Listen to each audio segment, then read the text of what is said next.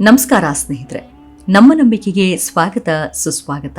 ಸ್ನೇಹಿತರೆ, ಭಾರತ ದೇಶದ ಸ್ವಾತಂತ್ರ್ಯ ಚಳುವಳಿಯ ಹಿನ್ನೆಲೆ, ದೇಶದ ಇತಿಹಾಸ ಬದಲಿಸಿದಂತಹ ನಿರ್ಣಯಗಳು, ಕೆಲವು ದುರಂತಗಳು, ದೇಶವನ್ನ ಅತ್ಯಧಿಕ ಕಾಲ ಆಳಿದ ಖ್ಯಾತಿ, ಇವೆಲ್ಲವನ್ನು ಹೊಂದಿರುವ ಪಕ್ಷ ಅಂದರೆ ಅದು ಕಾಂಗ್ರೆಸ್. ಇಂಥದೊಂದು ದೊಡ್ಡ ಇತಿಹಾಸ ಹೊಂದಿರೋ ಪಕ್ಷ ದೇಶದ ಚರಿತ್ರೆಯೊಳಗೆ ತಳುಕು ಹಾಕಿಕೊಂಡಿದೆ. ಇದು ಮತ್ಯಾವುದೂ ಅಲ್ಲ, INC ಅಂದರೆ ಇಂಡಿಯನ್ ನ್ಯಾಷನಲ್ ಕಾಂಗ್ರೆಸ್. ಈ ಪಕ್ಷದ ಉದಯ, ಅದು ಸಾಗಿ ಬಂದ ಹಾದಿ, ಅದರ ಅಧಿಕಾರ, ಪರಮಾಧಿಕಾರ, ಇಬ್ಬಾಗ ಎಲ್ಲವನ್ನೂ ನಾವಿವತ್ತು ನೋಡ್ತಾ ಹೋಗೋಣ. ಅದಕ್ಕೂ ಮುನ್ನ ನಮ್ಮ ನಂಬಿಕೆಗೆ ನಿಮ್ಮ ಬೆಂಬಲವಿರಲಿ. ಎಲ್ಲ ವಿಧದ ತ್ವಚೆಯ ಸಮಸ್ಯೆಗಳಿಗೆ ಧೀಮಹಿ ಪ್ರಾಡಕ್ಟ್ ರಾಮಬಾಣದಂತೆ ಕೆಲಸ ಮಾಡುತ್ತೆ. ಕೇವಲ 3 ದಿನದಲ್ಲೇ ವ್ಯತ್ಯಾಸ ನೋಡ್ತೀರಾ. ಯಾವುದೇ ಅಡ್ಡ ಪರಿಣಾಮಗಳಿಲ್ಲ.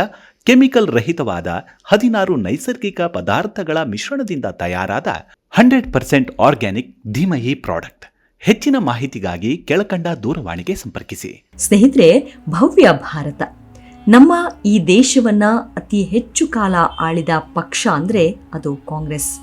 ಇದು ರಾಷ್ಟ್ರದ ಅತ್ಯಂತ ಹಳೆಯ ಹಾಗೂ ದೊಡ್ಡದೊಂದು ಇತಿಹಾಸ ಹೊಂದಿರೋ ಪಕ್ಷ. ಭಾರತೀಯ ರಾಷ್ಟ್ರೀಯ ಕಾಂಗ್ರೆಸ್ ಹುಟ್ಟಿಕೊಂಡಿದ್ದೇ ಒಂದು ರೋಚಕ. ಯಾಕೆಂದ್ರೆ ಇದು ಭಾರತ ನಾಯಕರ ಪರಿಕಲ್ಪನೆಯಂತೂ ಆಗಿರಲಿಲ್ಲ. ನಮ್ಮ ನಾಯಕರಿಗೆ ಇದ್ದದ್ದು ಭಾರತ ಮಾತೆಯನ್ನ ಬ್ರಿಟಿಷರ ದಾಸ್ಯದಿಂದ ಬಿಡಿಸಬೇಕು ಅನ್ನೋದು. ಅದಕ್ಕಾಗಿ ಮಂದ ಹಾಗೂ ಉಗ್ರ ಈ ಎರಡೂ ರೀತಿಯಾದ ಹೋರಾಟಗಳು ಆಗ್ತಾ ಇದ್ವು. ಆದರೆ ಇದರ ನಡುವೆ ಕಾಂಗ್ರೆಸ್ ಪಕ್ಷ ಉದಯವಾಯಿತು. ಇದರ ಜನಕ ಮತ್ಯಾರೂ ಅಲ್ಲ, ಬ್ರಿಟಿಷ್ ಸರ್ಕಾರದಲ್ಲಿ ಅಧಿಕಾರಿಯಾಗಿದ್ದ ಅಲನ್ ಆಕ್ಟಿವಿಯನ್ ಹ್ಯೂಮ್. ಇದೇ ನೋಡಿ ಇಲ್ಲಿ ಸೋಜಿಗ ಅಂದ್ರೆ, ಬ್ರಿಟಿಷ್ ಅಧಿಕಾರಿಯೇ ಇದಕ್ಕೆ ಬುನಾದಿ ಹಾಕಿದ್ರು ಅನ್ನೋದು. ಸರಿ, ಹ್ಯೂಮ್ ಯಾಕೆ ಇಂಥದ್ದೊಂದು ನಡೆ ಅನುಸರಿಸಿದ್ರು ಅನ್ನೋದಕ್ಕೆ ಕಾರಣ ಬೇಕಲ್ವಾ? ಅದನ್ನ ಹೇಳ್ತಾ ಹೋಗ್ತೀವಿ, ಕೇಳಿ. ಬ್ರಿಟಿಷರ ಆಡಳಿತದಲ್ಲಿ ಭಾರತೀಯರ ಹಿತಾಸಕ್ತಿಗಳನ್ನು ಕಾಪಾಡುವುದಕ್ಕೆ ಸಂಘಟನೆಯ ಅಗತ್ಯ ಇದೆ ಅನ್ನೋದನ್ನ ಹ್ಯೂಮ್ ಮನಗಂಡ್ರು. ಇದರಿಂದಲೇ 1883ರಲ್ಲಿ ಕಲ್ಕತ್ತಾ ವಿಶ್ವವಿದ್ಯಾಲಯಕ್ಕೆ ಒಂದು ಪತ್ರ ಬರೆದು ತನ್ನ ಉದ್ದೇಶವನ್ನ ವ್ಯಕ್ತಪಡಿಸಿದರು. ಸಂಘಟನೆಯ ಮುಖ್ಯ ಉದ್ದೇಶ ಸರ್ಕಾರದಲ್ಲಿ ಸುಶಿಕ್ಷಿತ ಭಾರತೀಯರು ಹೆಚ್ಚು ಭಾಗವಹಿಸುವಂತೆ ನೋಡಿಕೊಳ್ಳುವುದಾಗಿತ್ತು. ಮತ್ತೊಂದು ವಿಚಾರ ಏನ್ ಗೊತ್ತಾ? ಬ್ರಿಟಿಷ್ ಸರ್ಕಾರದೊಂದಿಗೆ ಭಾರತೀಯರ ನಾಗರಿಕ ಮತ್ತು ರಾಜಕೀಯ ಮಾತುಕತೆಗೆ ವೇದಿಕೆ ಕಲ್ಪಿಸುವುದು ಆಗಿತ್ತು. ಹೀಗೆ ಹ್ಯೂಮ್ ಇಂಡಿಯನ್ ನ್ಯಾಷನಲ್ ಕಾಂಗ್ರೆಸ್ನ ಮೊದಲ ಸಭೆ ಸೇರಿಸುವುದಕ್ಕೆ ಮುಂದಾದರು. ಅದರಂತೆ 1885ರ ಮಾರ್ಚ್ನಲ್ಲಿ ಮೊದಲ ಸಭೆ ಪೂನಾದಲ್ಲಿ ನಡೆಯಬೇಕಿತ್ತು. ಆದರೆ ಅದೇ ಕಾಲಕ್ಕೆ ಪೂನಾದಲ್ಲಿ ಏನಾಗುತ್ತೆ, ಕಾಲರಾ ಕಾಣಿಸಿಕೊಳ್ಳುತ್ತೆ. ದಿನದಿಂದ ದಿನಕ್ಕೆ ಇದು ಹೆಚ್ಚಾಗ್ತಾ ಹೋಗುತ್ತೆ. ಸಭೆಯನ್ನ ಪೂನಾದಿಂದ ಬಾಂಬೆಗೆ ವರ್ಗಾಯಿಸಲಾಗುತ್ತೆ. ಮಾರ್ಚ್ನಲ್ಲಿ ನಡೆಯಬೇಕಿದ್ದ ಸಭೆ ಮುಂದೂಡುತ್ತಾ ಅದು ಡಿಸೆಂಬರ್ 28ಕ್ಕೆ ನಿಗದಿಯಾಗುತ್ತೆ. ಅಂದುಕೊಂಡಂತೆ ಸಭೆಯನ್ನ ನಡೆಸಲಾಗುತ್ತೆ. ಸಭೆಗೆ ಅಂದಿನ ವೈಸ್ರಾಯ್ ಲಾರ್ಡ್ ಡೆಫ್ರಿಯನ್ ಒಪ್ಪಿಗೆ ಇತ್ತು. ಮೊದಲ ಬಾರಿಗೆ ನಡೆದ ಈ ಸಭೆಯಲ್ಲಿ 72 ನಾಯಕರು ಪಾಲ್ಗೊಂಡಿದ್ರು. ಅಧ್ಯಕ್ಷತೆಯನ್ನ ಉಮೇಶ್ ಚಂದ್ರ ಬ್ಯಾನರ್ಜಿ ವಹಿಸಿದ್ರು. ದಾದಾಬಾಯಿ ನವರೋಜಿ, ಸ್ಕಾಟಿಷ್ ICS ಅಧಿಕಾರಿ ವಿಲಿಯಂ ವೆಡ್ಬರ್ನ್, ಗಣೇಶ್ ವಾಸುದೇವ್ ಜೋಶಿ, ಫಿರೋಜ್ ಮೆಹ್ತಾ, ಗೋಪಾಲ್ ಗಣೇಶ್ ಮುಂತಾದವರು ಈ ಸಭೆಯಲ್ಲಿ ಭಾಗವಹಿಸಿದ್ರು. ನಂತರದ ವರ್ಷಗಳಲ್ಲಿ ಕಾಂಗ್ರೆಸ್ ಬ್ರಿಟಿಷ್ ರಾಜ್ ವಿರುದ್ಧದ ಪ್ರಮುಖ ಸಂಘಟನೆಯಾಗಿ ರೂಪುಗೊಂಡಿತ್ತು.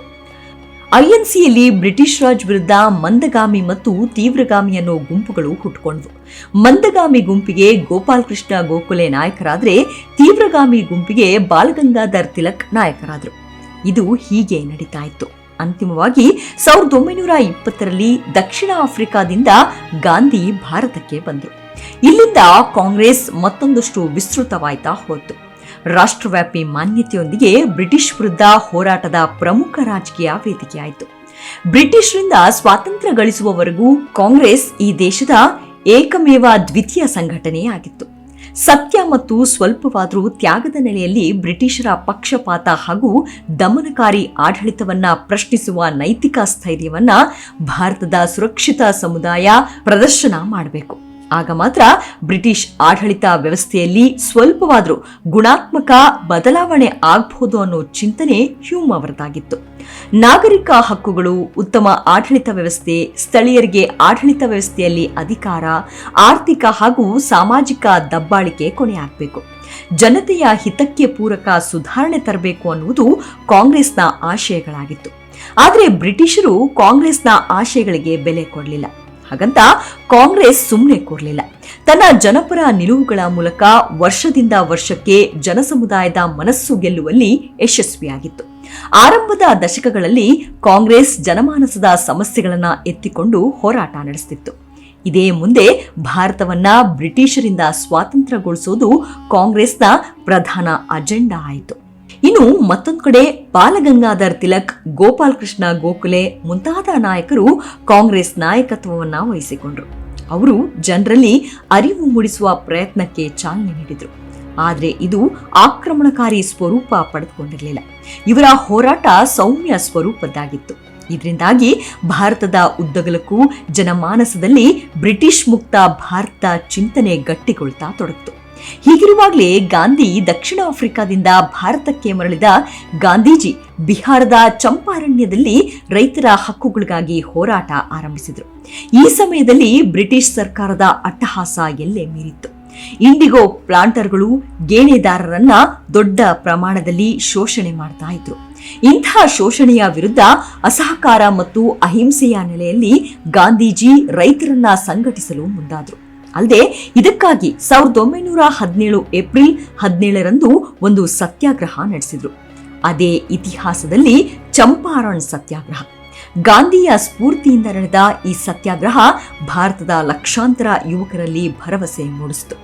ಇದೇ ಮುಂದೆ ಸ್ವಾತಂತ್ರ್ಯ ಹೋರಾಟಕ್ಕೊಂದು ದಿಕ್ಸೂಚಿಯಾಗಿ ರೂಪುಗೊಳ್ತು. ಕಾಂಗ್ರೆಸ್ ಸ್ಥಾಪನೆಯೂ ಆಯಿತು. ಆದರೆ ಇನ್ನೊಂದು ಮೂಲಗಳ ಪ್ರಕಾರ ಕಾಂಗ್ರೆಸ್ ಹುಟ್ಟಿಕೊಂಡಿದ್ದು ಹೇಗೆ ಅಂದರೆ 1857ರ ಸಿಪಾಯಿ ದಂಗೆ ಆದ ಬಳಿಕ ದೇಶದಲ್ಲಿ ಬ್ರಿಟಿಷರ ವಿರುದ್ಧ ಜನರು ಹೆಚ್ಚಾಗಿ ಆಕ್ರೋಶ ವ್ಯಕ್ತಪಡಿಸೋಕೆ ಶುರು ಮಾಡಿದರು. ಇದು ಬ್ರಿಟಿಷರಿಗೆ ನುಂಗಲಾರದ ತುತ್ತಾಯಿತು. ಇದರಿಂದ ಅಂದಿನ ವೈಸ್ರಾಯ್ ಲಾರ್ಡ್ ಡಫ್ರಿನ್ ಇದನ್ನ ಬೇರೆಯದ್ದೇ ರೀತಿಯಲ್ಲಿ ಮಟ್ಟ ಹಾಕಬೇಕು ಅಂದ್ಕೊಂಡು ಹ್ಯೂಮ್ ಮೂಲಕ ಕಾಂಗ್ರೆಸ್ ಸ್ಥಾಪನೆ ಮಾಡಿಸಿದ ಅಂತಾನೂ ಹೇಳಲಾಗುತ್ತೆ. ಇಲ್ಲಿ ಮತ್ತೊಂದು ವಿಚಾರವನ್ನ ಪ್ರಸ್ತಾಪ ಮಾಡಲೇಬೇಕು. ಬ್ರಿಟಿಷ್ ಅಧಿಕಾರಿಯಾಗಿದ್ದ ಹ್ಯೂಮ್ ಕಾಂಗ್ರೆಸ್ ಸ್ಥಾಪನೆಗೆ ಕಾರಣನಾದ ಅಂತ ಹೇಳಿದ್ವಿ. ಹಾಗಿದ್ರೆ ಹ್ಯೂಮ್ಗೆ ಭಾರತೀಯರ ಬಗ್ಗೆ ಅಷ್ಟೊಂದು ಕಾಳಜಿ ಇತ್ತು ಅಂತೀರಾ? ಹೌದು ಅನ್ನುತ್ತೆ ಕೆಲ ಪ್ರಸಂಗಗಳು. ಅದೇನಂದ್ರೆ ಹ್ಯೂಮ್ ಬ್ರಿಟಿಷ್ ಅಧಿಕಾರಿಯಾಗಿದ್ರು ಈ ಸರ್ಕಾರ ಭಾರತೀಯರ ಮೇಲೆ ಮಾಡ್ತಿದ್ದ ದಬ್ಬಾಳಿಕೆಯನ್ನ ಬಹಿರಂಗ ಖಂಡನೆ ಮಾಡ್ತಿದ್ರು. ವಿದೇಶಾಂಗ ನೀತಿ, ರೈತರ ಮೇಲಿನ ಭೂಕಂದಾಯ ನೀತಿಗಳನ್ನ ಟೀಕಿಸುತ್ತಲೇ ಬಂದಿದ್ರು. ಇದೆಲ್ಲವೂ ವೈಸ್ರಾಯ್ ಲಾರ್ಡ್ ಡೆಫ್ರಿ ಅಣತಿಯಂತೆ ನಡೆದಿರಬಹುದು.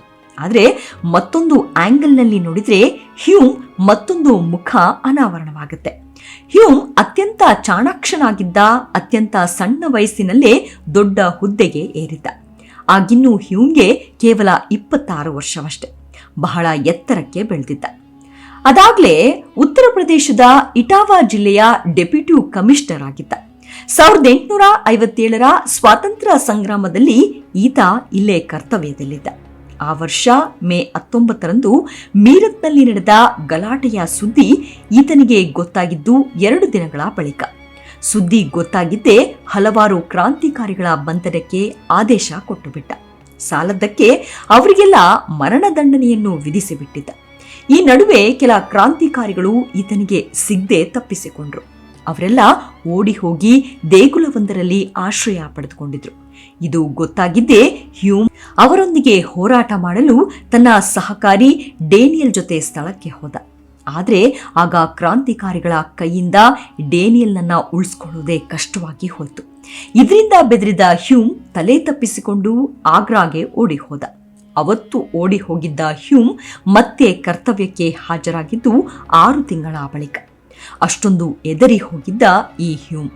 ಆದ್ರೆ ಇದಾದ ಬಳಿಕ ಮತ್ತೊಂದು ಕ್ರೌರ್ಯ ಮೆರೆದ. 1858ರ ಫೆಬ್ರವರಿ 7ರಂದು ಅನೇಕ ಕ್ರಾಂತಿಕಾರಿಗಳನ್ನ ಸಾಯಿಸಿದ. ಹಾಗೆ ಅನೇಕರನ್ನ ಹ್ಯೂಮ್ ಗಲ್ಲಿಗೇರಿಸಿದ. ಇಲ್ಲಿ ಮತ್ತೊಂದನ್ನ ಗಮನಿಸಬೇಕು. ಅದೇನು ಅಂದ್ರೆ ಭಾರತದ ಕ್ರಾಂತಿಕಾರಿಗಳ ವಿರುದ್ಧ ಹ್ಯೂಮ್ ಅನೇಕ ಕಠಿಣ ಕ್ರಮಗಳನ್ನ ಕೈಗೊಂಡ್ರೂ ಬ್ರಿಟಿಷ್ ಸರ್ಕಾರ ಹ್ಯೂಮ್ಗೆ ಶಹಬಾಷ್ಗಿರಿ ಕೊಡಲಿಲ್ಲ. 3 ವರ್ಷಗಳ ನಂತರವಷ್ಟೇ ಕಂಪ್ಯಾನಿಯನ್ ಆಪ್ ಕಿ ಬಾತ್ ಬಿರುದು ನೀಡಿ ಗೌರವಿಸಿತು. ನಂತರ 1870ರಲ್ಲಿ ಉತ್ತರ ಪಶ್ಚಿಮ ಪ್ರಾಂತದ ಕಸ್ಟಮ್ ಆಗಿ ಬಡ್ತಿ ಕೊಡ್ತು. ಇಂಥ ಹ್ಯೂಮ್ ಬ್ರಿಟಿಷರ ವಿರುದ್ಧ ಹೋರಾಟಕ್ಕೆ ಕಾಂಗ್ರೆಸ್ ಸ್ಥಾಪನೆ ಮಾಡಿದ್ರು ಅನ್ನೋದೇ ಇಲ್ಲಿ ಕುತೂಹಲದ ವಿಚಾರ. ಇದೆಲ್ಲವನ್ನು ಅಳೆದು ತೂಗಿ ನೋಡಿದ್ರೆ ಕಾಂಗ್ರೆಸ್ ಸ್ಥಾಪನೆಗೆ ಹ್ಯೂಮ್ಗೆ ಇದ್ದಿದ್ದು ಸಾತ್ವಿಕ ಪ್ರೇರಣೆಯೇ ಇಲ್ಲ ಕ್ರಾಂತಿಕಾರಿಗಳಿಂದ ಇದ್ದ ಭಯಾನ ಅನ್ನೋದೇ ಇಲ್ಲಿ ಪ್ರಶ್ನೆ. ಇಲ್ಲಿ ಇನ್ನೊಂದನ್ನ ಹೇಳಬೇಕು. ಹ್ಯೂಮ್ಗೆ ಕಾಂಗ್ರೆಸ್ನಲ್ಲಿ ಅನೇಕ ವಿರೋಧಿಗಳು ಇದ್ರು. ಅವರಲ್ಲಿ ಪ್ರಮುಖರು ಅಂದ್ರೆ ಲೋಕಮಾನ್ಯ ತಿಲಕರು ಹಾಗೂ ಲಾಲಾ ಲಜಪತ್ ರಾಯ್. ಇವರು ಯಾವಾಗ್ಲೂ ಹ್ಯೂಮನ್ನ ಟೀಕೆ ಮಾಡ್ತಾನೆ ಬಂದಿದ್ರು. ಲಾಲಾ ಲಜಪತ್ ರಾಯ್ ಅಂತೂ ಹ್ಯೂಮ್ಗೆ ಬ್ರಿಟಿಷ್ ಶಾಸನವನ್ನ ದೃಢೀಗೊಳಿಸುವ ಸುರಕ್ಷಾ ಕವಟ ಅಂತಾನೆ ಜೊರೆತಿದ್ರು. ಅಷ್ಟೇ ಅಲ್ಲ, ಹ್ಯೂಮ್ಗೆ ಭಾರತವನ್ನ ರಾಜಕೀಯವಾಗಿ ಸ್ವತಂತ್ರವಾಗಿಸೋ ಉದ್ದೇಶವೇ ಇರಲಿಲ್ಲ ಅಂದಿದ್ರು. ಇನ್ನು ಹ್ಯೂಮ್ನ ಪರಮ ಮಿತ್ರ ವೆಡನ್ ಬರ್ನ್ ಎಂಬಾತ ಹ್ಯೂಮ್ಗೆ ಇದ್ದಿದ್ದು ಒಂದೇ ಆಸೆ, ಅದು ಭಾರತದಲ್ಲಿ ಬ್ರಿಟಿಷ್ ಶಾಸನವನ್ನ ಖಾಯಂ ಮಾಡೋದು ಅಂತ. ಅಲ್ಲದೆ ಹ್ಯೂಮ್ಗೆ ಸಂಸ್ಥೆಗೆ ಇಂಡಿಯನ್ ಕಾಂಗ್ರೆಸ್ ಅಂತ ಹೆಸರಿಡೋಕೆ ಇಷ್ಟ ಇರಲಿಲ್ಲ. ಬದಲಿಗೆ ಇಂಡಿಯನ್ ನ್ಯಾಷನಲ್ ಯೂನಿಯನ್ ಅಂತ ಹೆಸರಿಡಬೇಕು ಅಂತ ಅಂದ್ಕೊಂಡಿದ್ರು.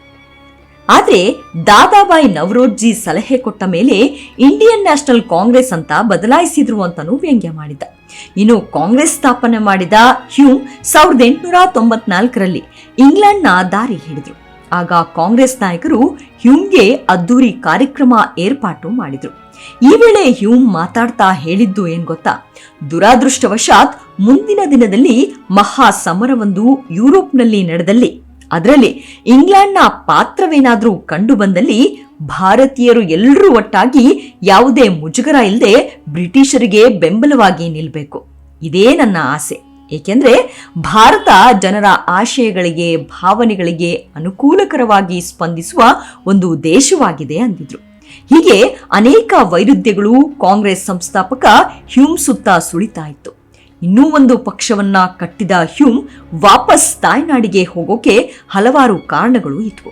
ಅದರಲ್ಲಿ ಪ್ರಮುಖವಾದದ್ದು ಅಂದ್ರೆ ಭಾರತದ ಹೆಣ್ಣು ಮಕ್ಕಳ ಮದುವೆ ವಯಸ್ಸನ್ನ ಹೆಚ್ಚು ಮಾಡೋ ನಿರ್ಣಯ ಮಂಡಿಸೋಕೆ ಹ್ಯೂಮ್ ಮುಂದಾಗಿದ್ರು.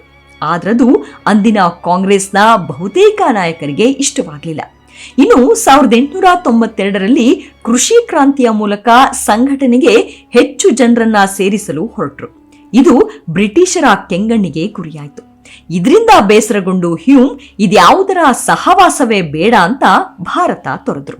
ಕಾಂಗ್ರೆಸ್ ಸ್ಥಾಪನೆ ಮಾಡಿದ ಹ್ಯೂಮ್ ಭಾರತ ಬಿಟ್ಟು ಹೋದ ಬಳಿಕ ದೇಶದ ಉದ್ದಗಲಕ್ಕೂ ಕಾಂಗ್ರೆಸ್ ಸಮಾವೇಶಗಳು ನಡೆದವು. ರಾಜ್ಯದ ಬೆಳಗಾವಿಯಲ್ಲೂ ಸಮಾವೇಶ ನಡೀತು. ಇದರ ಅಧ್ಯಕ್ಷತೆಯನ್ನ ಗಾಂಧಿ ವಹಿಸಿದ್ರು. ಹೀಗೆ ಪಕ್ಷ ಸಂಘಟನೆ ಆಗ್ತಾ ಹೋಯಿತು. ಹಲವಾರು ಅಧ್ಯಕ್ಷರುಗಳಾಗಿ ಮುನ್ನಡೆಸಿಕೊಂಡು ಬಂದ್ರು. ಆದರೆ ಗಾಂಧಿ ಅಧ್ಯಕ್ಷರಾದ ಮೇಲೆ ಇದರ ಮತ್ತೊಂದು ರೀತಿಯಲ್ಲಿ ಸಾಗ್ತಾ ಬಂತು. ಕಾಂಗ್ರೆಸ್ ಸಂಘಟನೆಯನ್ನ ಪ್ರವೇಶಿಸಿದ ಗಾಂಧೀಜಿ 28 ವರ್ಷಗಳ ಕಾಲ ಸಂಘಟನೆಯನ್ನು ಮುನ್ನಡೆಸಿದ್ರು.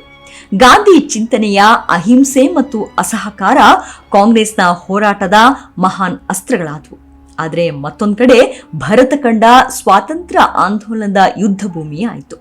ಭಾರತದ ಕೋಟ್ಯಾನುಕೋಟಿ ಜನರೇ ಸೈನಿಕರಾದರು.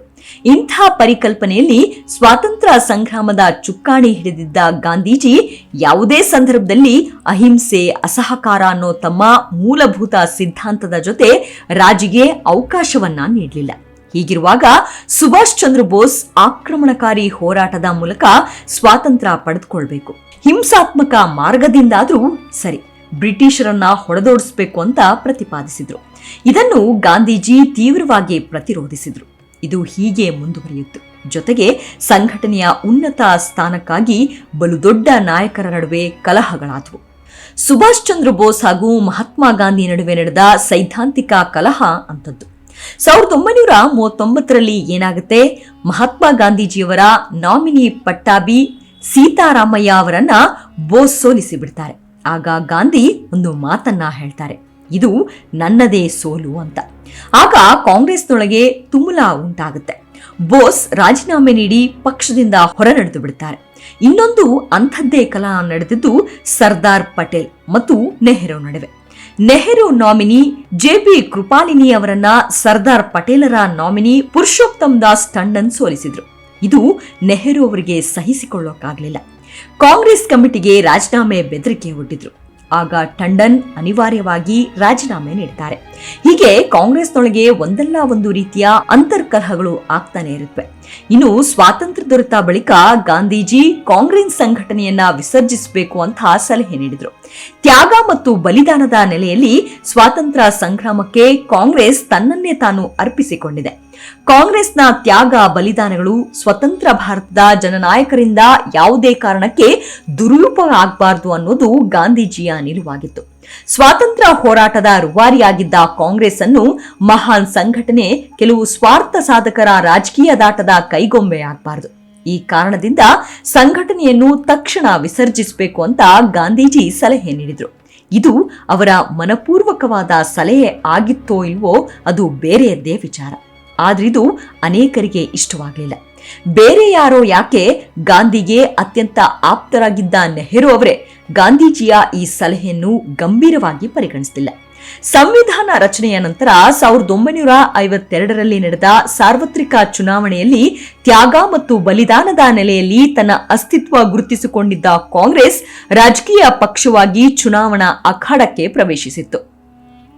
ಆ ವೇಳೆಗೆ ಕಾಂಗ್ರೆಸ್ ಅನ್ನ ವಿಸರ್ಜಿಸಬೇಕು ಅಂತ ಕರೆ ನೀಡಿದ್ದ ಗಾಂಧಿ ಮತ್ತು ಗಾಂಧೀಜಿಯ ಆಶಯಗಳನ್ನ ಅನುಷ್ಠಾನಗೊಳಿಸುವ ಬದ್ಧತೆ ಪ್ರದರ್ಶಿಸ್ತಾ ಇದ್ದ ಸರ್ದಾರ್ ವಲ್ಲಭಾಯ್ ಪಟೇಲ್ ನಿಧನ ಹೊಂದಿದ್ರು. ಕಾಂಗ್ರೆಸ್ ಜನಪ್ರಿಯತೆಯ ಲಾಭ ಪಡೆದುಕೊಂಡು 1952ರಲ್ಲಿ ಅಧಿಕಾರದ ಗದ್ದುಗೆ ಏರಿದ ನೆಹರು ನಿಧನವಾಗಿ ಕಾಂಗ್ರೆಸ್ನಲ್ಲಿ ಸಂತತಿಯ ಆಡಳಿತದ ಪ್ರವೇಶಕ್ಕೆ ಕಾರಣಕರ್ತರಾದರು.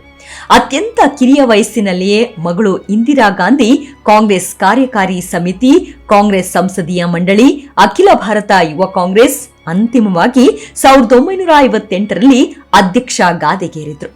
ನೆಹರು ನಿಧನರಾದ ನಂತರ ಪ್ರಧಾನಿ ಪದವಿಗೇರಿದ ಲಾಲ್ ಬಹದ್ದೂರ್ ಶಾಸ್ತ್ರಿಯವರ ಸಚಿವ ಸಂಪುಟದಲ್ಲಿ ವಾರ್ತಾ ಮತ್ತು ಪ್ರಸಾರ ಖಾತೆಯ ಸಚಿವರಾಗಿ ಕಾಂಗ್ರೆಸ್ ಸಂಘಟನೆಯಿಂದ ಸರ್ಕಾರದ ಅಂಗಳ ಪ್ರವೇಶ ಮಾಡಿದ್ರು.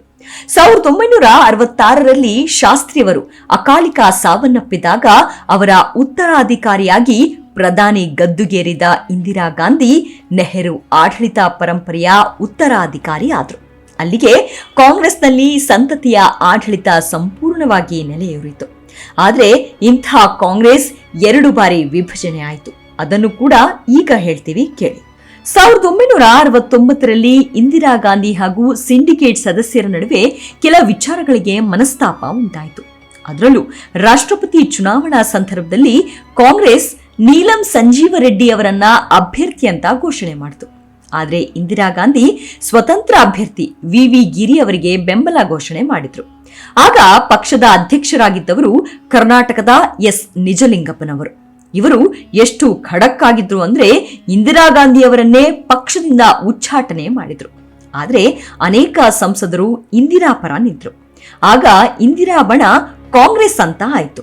ಇನ್ನು ಪಕ್ಷದ ಚಿಹ್ನೆಯಾಗಿ ಹಸುವೊಂದು ಕರುವಿಗೆ ಹಾಲು ಕುಡಿಸುತ್ತಿರುವುದನ್ನ ಇಂದಿರಾ ಆಯ್ಕೆ ಮಾಡಿಕೊಂಡ್ರು.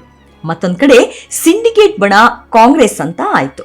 ಮುಂದೆ ಅದು ಕೆಲ ಪಕ್ಷದೊಡನೆ ಸೇರಿಕೊಂಡು ಜನತಾ ಪಕ್ಷವಾಯಿತು.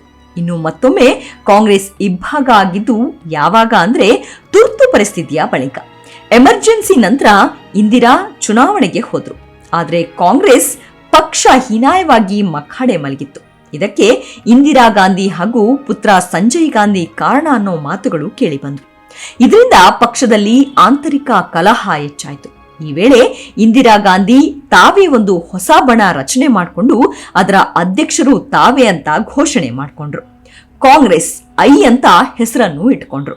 ಐ ಅಂದ್ರೆ ಇಂಡಿಯಾ ಅಂತ ಹೇಳುತ್ತಾರಾದ್ರೂ ಇಂದಿರಾ ಅಂತಾನೂ ಆಗುತ್ತೆ ಅನ್ನೋದನ್ನ ತಳ್ಳಿ ಹಾಕುವಂತಿಲ್ಲ. ಹಸ್ತದ ಗುರುತನ್ನ ಆಯ್ಕೆ ಮಾಡಿಕೊಂಡ್ರು. ಮುಂದೆ 1981ರಲ್ಲಿ ಇದೇ ಪಕ್ಷ ನಿಜವಾದ ಕಾಂಗ್ರೆಸ್ ಅಂತ ಚುನಾವಣಾ ಆಯೋಗ ಅಂತಿಮ ಮುದ್ರೆ ಹೊತ್ತಿತ್ತು.